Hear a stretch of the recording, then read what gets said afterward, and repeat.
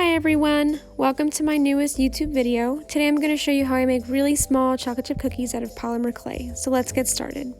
First off, we'll talk about materials. What you're going to need is some baked brown clay. I just cut up this brown clay into strips, popped it in the toaster oven for about 15 minutes, and then I took it out. So as you can see here, I just have it in a canister.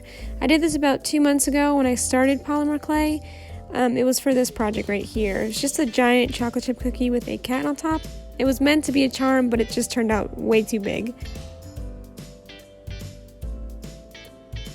So I'm just going to take some of that brown clay here. It should be pretty stiff. And I'm going to take a sharp blade and just start cutting it up into little pieces. These are going to be your chocolate chips. Depending on the size of your actual cookie, that's going to be the size of your chips. So mine are really small. They're about maybe half the size of a dime. So I'm going to cut this up into very, very small chocolate chip pieces.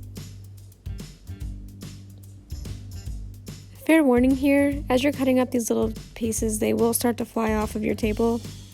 So just try to keep them all together as best you can.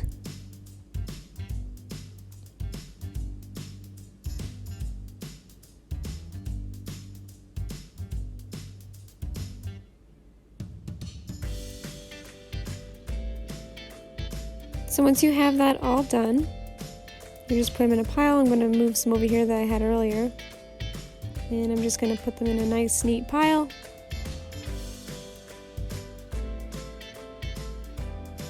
And next up, you'll need some dough-colored clay. This is honestly just a lot of white, some translucent clay, and just a little bit of yellow.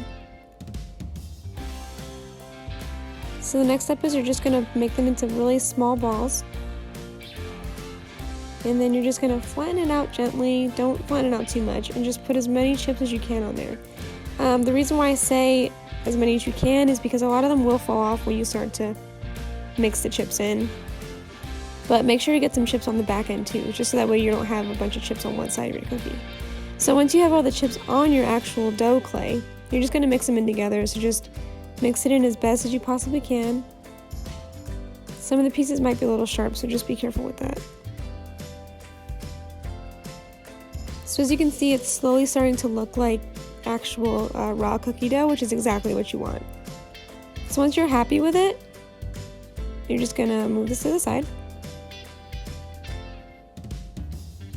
And then you're just going to place your little raw cookie dough looking thing. You're just gonna flatten it out. Again, not too flat because your toothbrush and your dotting tool are gonna flatten it out, a good amount.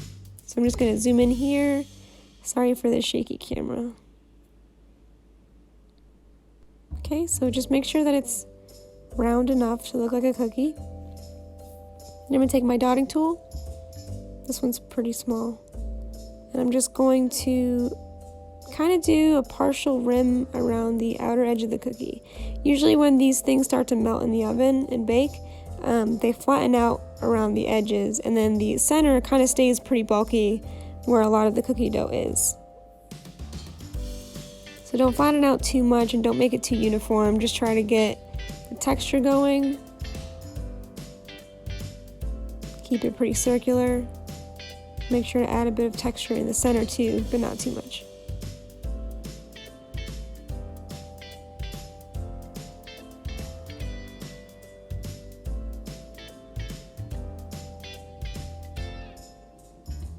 Alright, cool.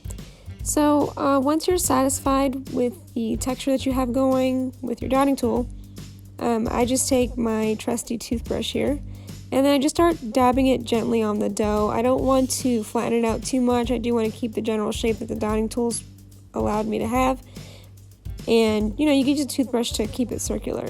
Just gently pat it down on there, and as you can see, it's kind of giving it that cookie texture.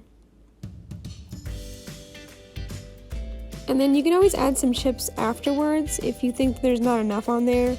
I just add a couple just to make them look really chocolatey.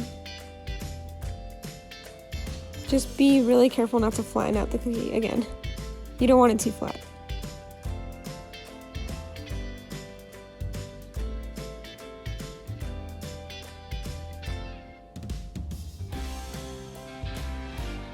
Alright, there you go.